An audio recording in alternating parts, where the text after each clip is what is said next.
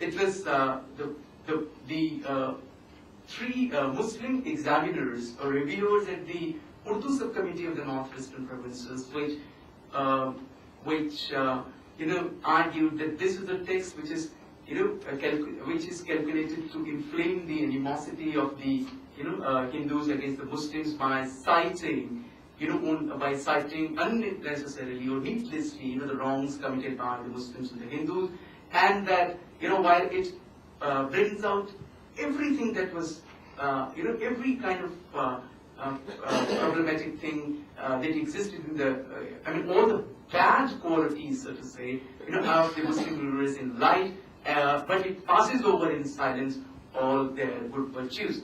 And in this, and because Shri Prasad also talked about the decline of Hinduism in the contemporary period when he was writing, and the way he talked about it also generated response, brought response from the Pandits of Banaras, who objected to his portrayal of the decline of Hinduism, the way he was addressing it.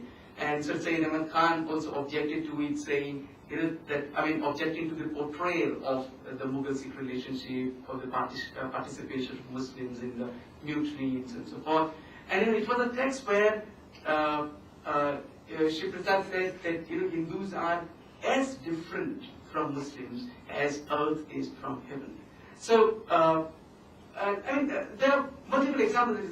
What you find is that rather than the kind of discussions that we have been engaged since I joined here in the afternoon, about Hinduism, you find a very different kind of, setting in the colonial curricular knowledge, where if there is something good, then the good is selected not from diverse sources, and that the way the identity of religion in these texts we can find is not something what you call the Sarvdharma Sambhava, that kind of thing. Rather, the focus, the way if you narratologically review these texts, then you find that they foster exclusive identity consciousness rather than bringing them into a coherent whole, recognizing the difference with a positive bent of mind. And I'm just putting it very simply. So we need to look at when we talk about colonial education, and I've just the last point that I would like to make before concluding is that coming back to the issue of agency, what I find is that when general historians talk about colonial education, they do not they generally the focus rests on other things rather than also looking at the way the Hindu elites, Muslim elites, whatsoever, is also involved in the reproduction and reproduction of colonial curricular knowledge, and the way they are also infusing curricular knowledge with their perspective.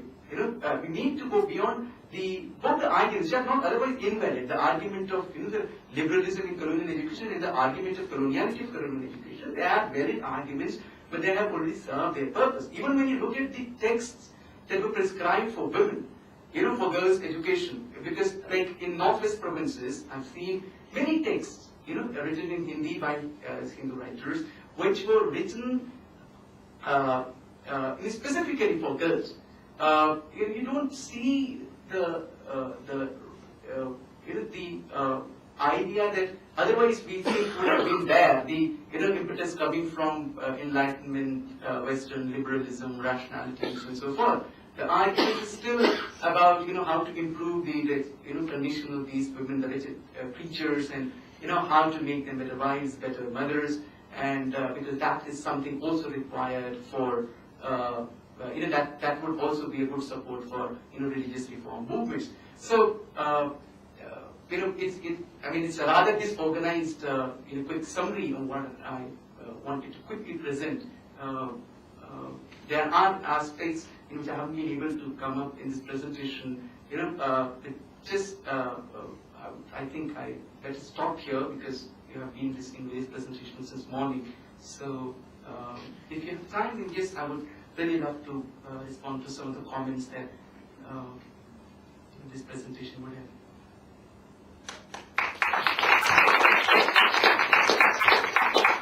Without wasting any time, I invite questions. Yes, Deepa. First, let me say I'm really sorry that I just had one quick question. I was interested by this one sentence, actually, that you had somewhere in the middle of the paper about how the debates, this sort of debate over the textbooks and so on, were about maintaining a stalemate. And that's actually very interesting because, I mean, I think you're probably onto something there. That the argument that the colonial government was on a civilizing mission has sort of been almost beaten to death, I think. So I'm kind of curious, can you elaborate? What was the stalemate and what were the interests of these different groups in harnessing some version of Hinduism in order to maintain the stalemate?